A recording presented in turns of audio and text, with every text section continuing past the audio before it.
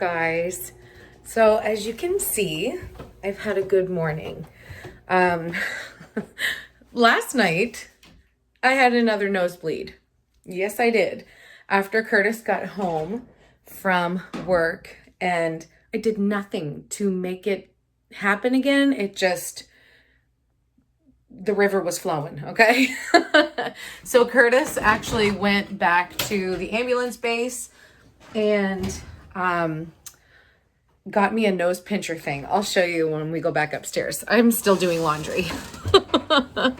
Oh, it never ends. It's a good thing I don't mind doing it. I actually kind of like it.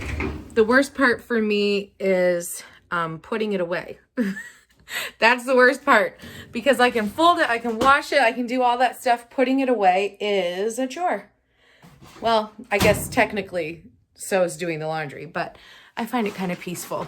And holy crap, trying to pick that up with one hand was harder than it looked. Anyways, my little guy's taking a short little nap, and then we're gonna go pick up the girls from school. It is noon.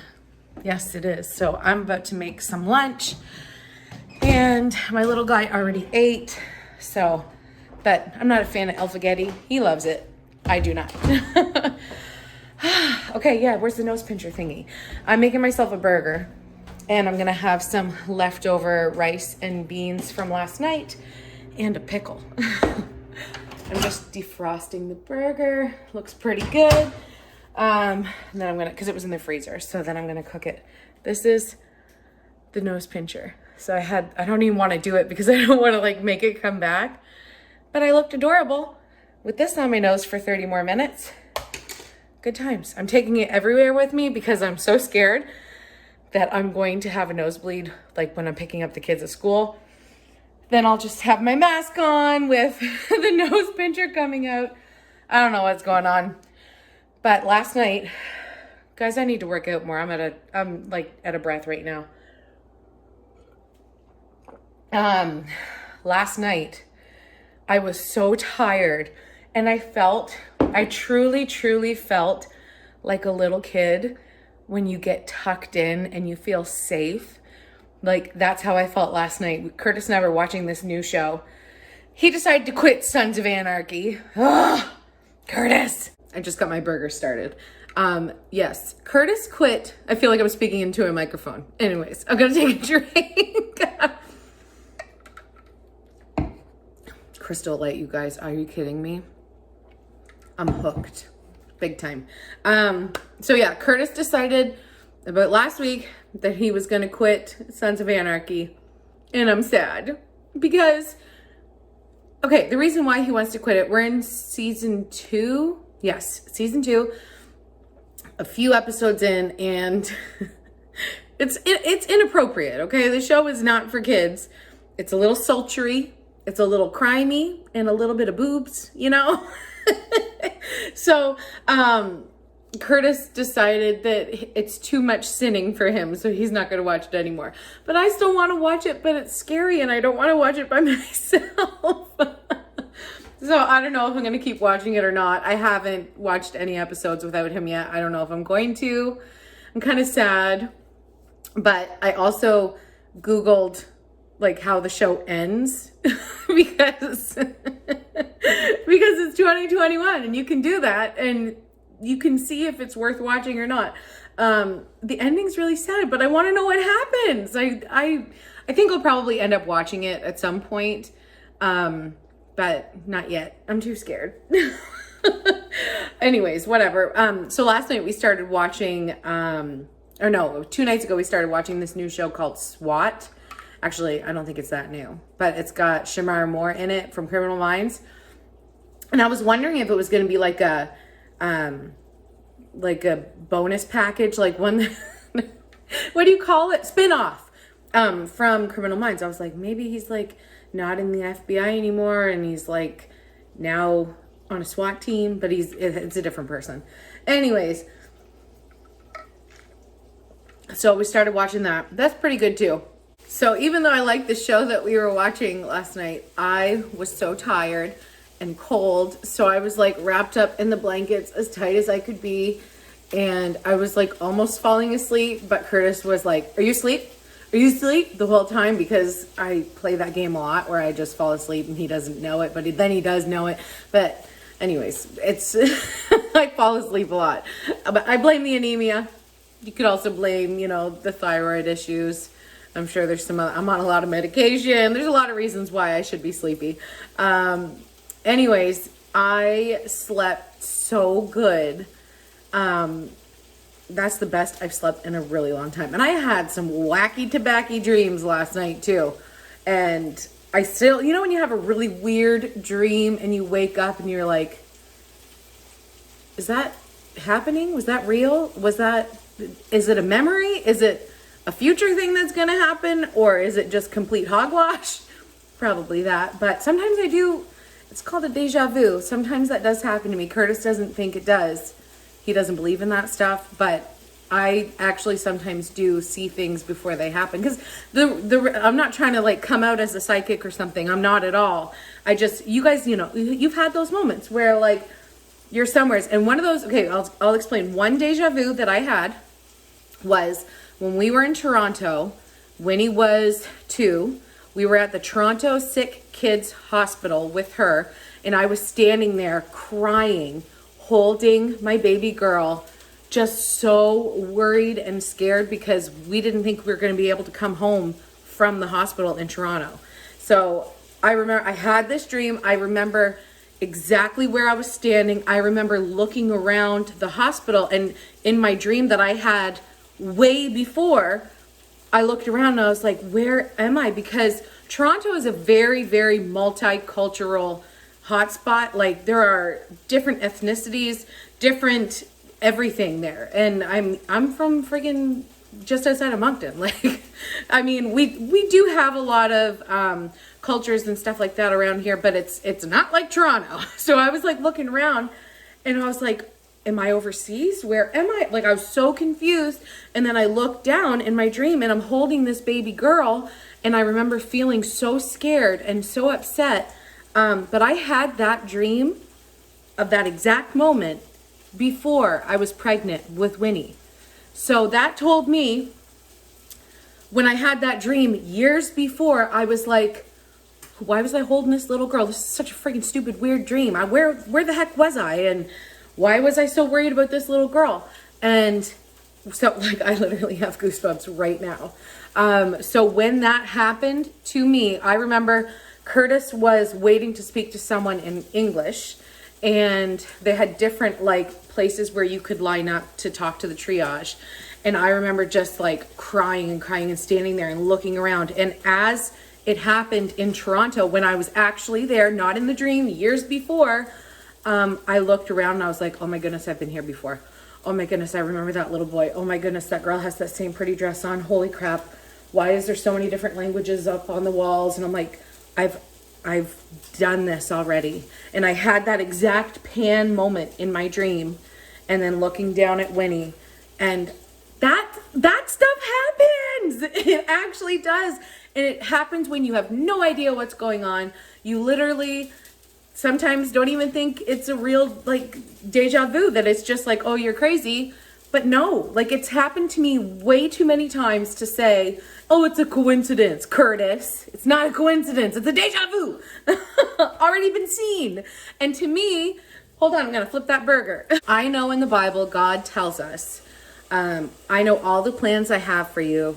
I knew all of your days before you lived one. To me, when I have a déjà vu like that, it's literally God, like, so when I'm having the dream and it's like a real thing and it hasn't happened yet, to me, that is God showing me, hey, guess what? I know the plans I have for you. I know every single one of your days before you lived one. That is what that is. And every time I have a déjà vu moment where I'm like, oh crap, I've already done this, but it was in a dream and this is the exact same thing, that is God showing me that He is in control. Not Mrs. OCD right here. He is in control and He has good plans for me. And that dream made no sense. That, like, you guys, I have total goosebumps. That dream made no sense. I had 2 boys, no girls. And when I had that dream, I remember looking at this little girl and thinking, I love this little girl so much. I need her to be healthy. And when I woke up from that dream, I was like, where did that baby come from? That wasn't Skylar. That wasn't Cooper. And I was like, that was a mother feeling that I had for this baby. And I was just like, Miranda, stop eating peanut butter and cheese before you go to bed. Because I don't know, that's probably an old wives' tale anyways, but my mom used to tell me, you have really weird dreams when you eat peanut butter or cheese before you go to bed. I don't know why. Moms are weird. They come up with weird things. Anyways, I believe in the déjà vu. I really do. And I know that God's shown me things. Actually, I had God talk to me in a dream before. You want to get real? I don't know if I've told this story before. Okay, let me tell it. It's a good time. And I'm not really filming anything today. I'm just living life. You know what I mean? I just squirted. That's inappropriate. I'm sorry, guys. This Christian girl can't stop being bad. Anyways, okay, so back the year we were first married, and maybe I told this story before, but I have a lot of new friends too, and this is a really like friggin' flippin' kick-ass awesome kind of story. Curtis and I were married. It was the end of December. I feel like it was the end of December. Like, I think actually it was either on a Saturday or we were both off because I was working at a daycare at the time for Christmas vacation. I'm not sure. It was right around that season.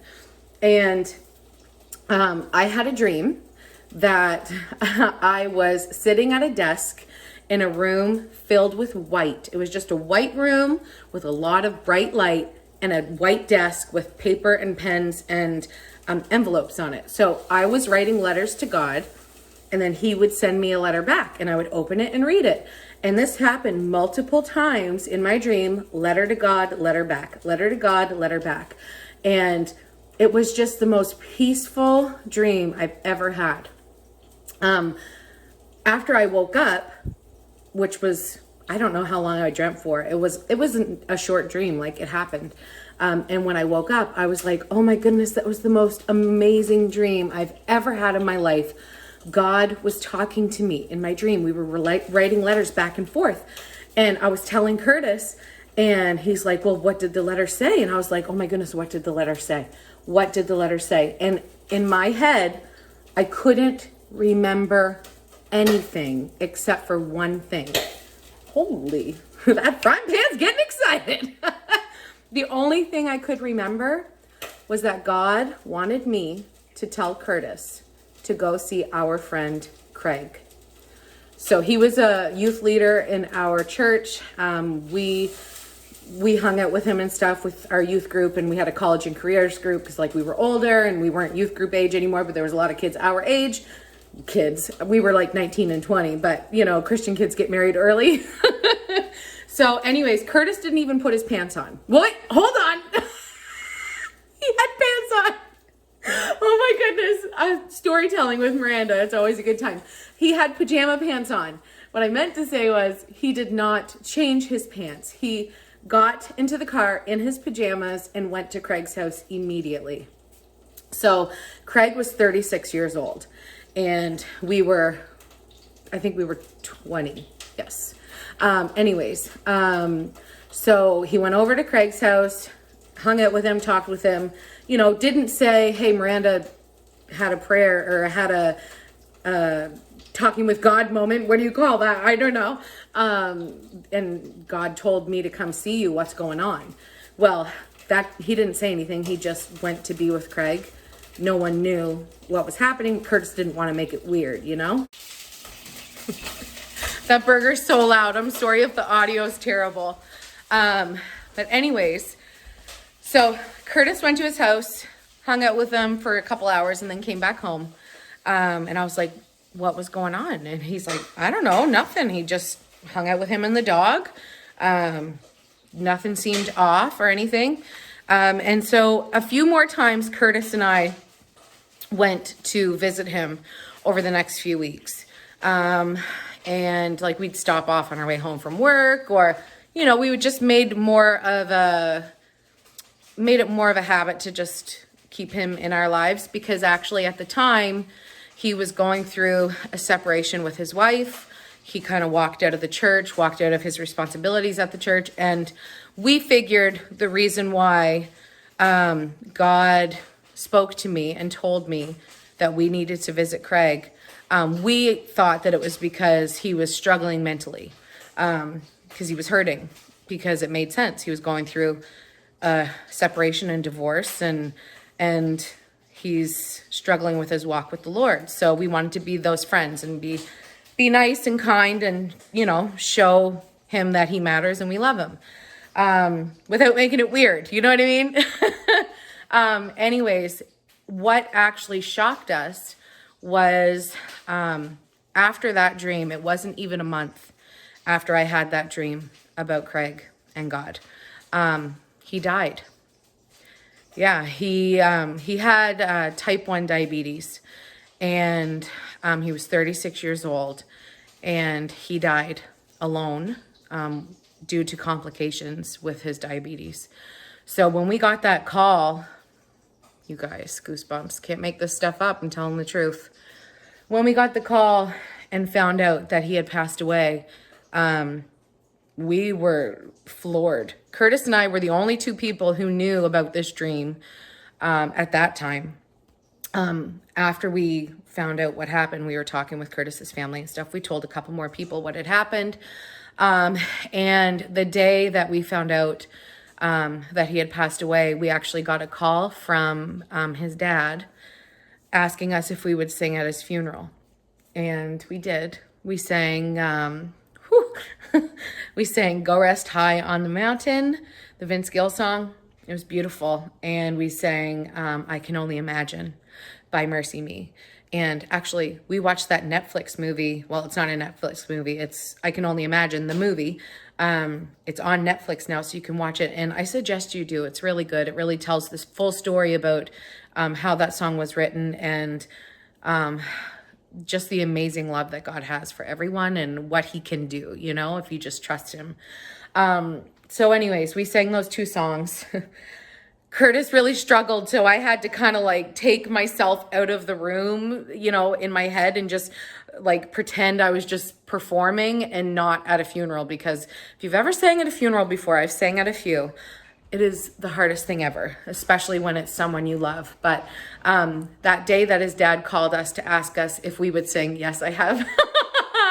I have chairs up, or on the chairs, so the dog, because he was wet from the walk, I didn't want him to get everything wet. That's the things you have to do to keep your dog off the furniture, you guys. Anyways, that day his dad's name was Loy, and he's actually really close with our parents. This is a small community, guys, especially when you're involved in our church. You know everybody in your family with everybody. But he said to me on the phone, he said, I know that you guys were really close with Craig, and you guys visiting him meant a lot to him in these last couple weeks.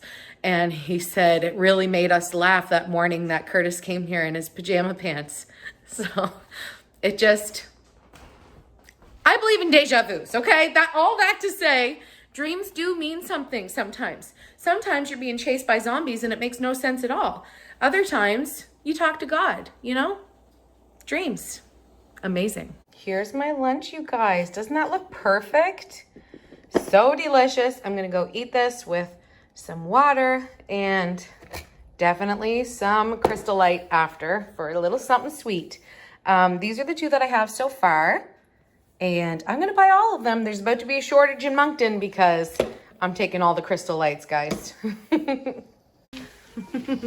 Reunited, and it feels so good. Jossie, is Winnie home? He was looking out the window waiting for us, wasn't he? A pitchy? To Mom. Aw. Oh, jeez, Jasper. Oh. He tackled me. Tackling. No personal space with this guy, huh? Tackling. He's crazy. Oh, look. Life, I got this. This. Thank you for making that for me. And guess what? She ate everything in her lunch today. Fireworks. Proud of you. got this. Woo! Good day for Winnie. Oh, Jasper found another mitten. Wouldn't you imagine? Thank you. Thank you, sir. Oh, Jas. It's a good thing you're cute, buddy. He's going to try to eat that paper. Be careful. Winnie doesn't know personal space either, clearly. Oh, no. Oh, he loves you, Mama. Here you go. Now you get it. Mm-hmm. Thank you. Just finished our second round of pickups. And look at Skylar's truck. Isn't that so cool?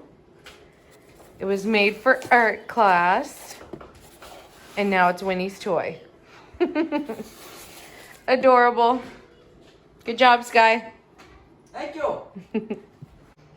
Time for afternoon snack. Of course, gotta have the Diet Coke, candy, and popcorn.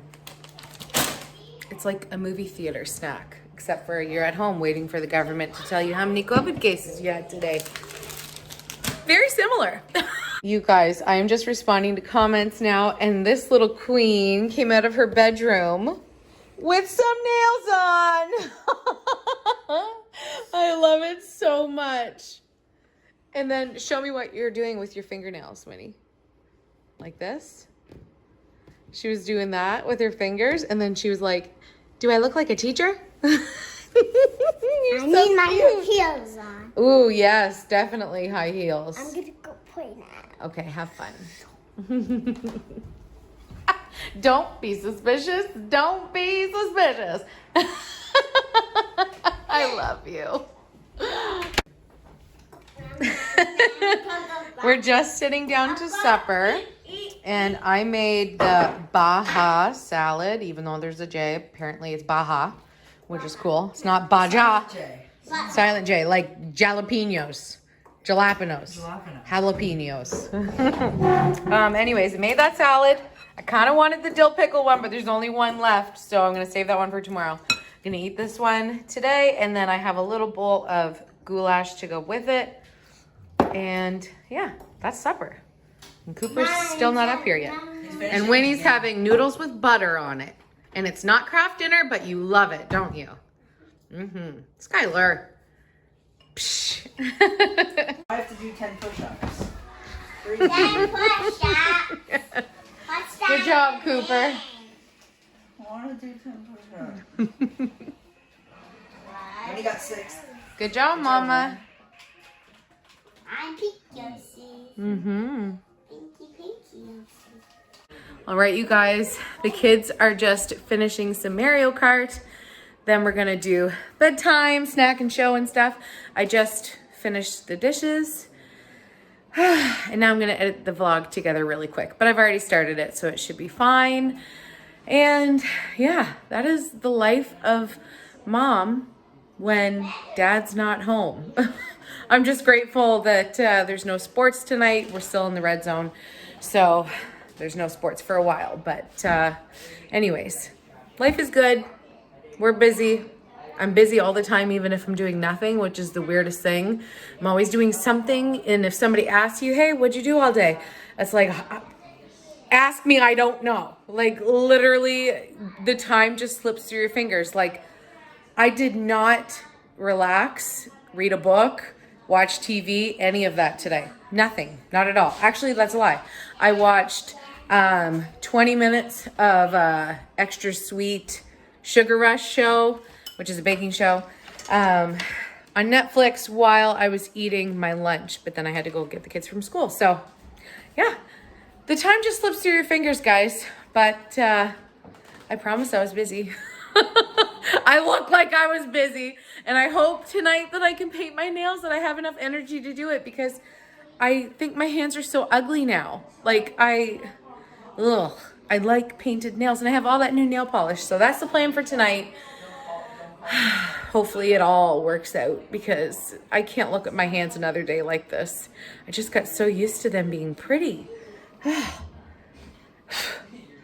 All right. I'm just going to end the vlog. I love you guys. See you tomorrow. Bye. Have a good day or night or whatever time it is where you are. Okay, go ahead.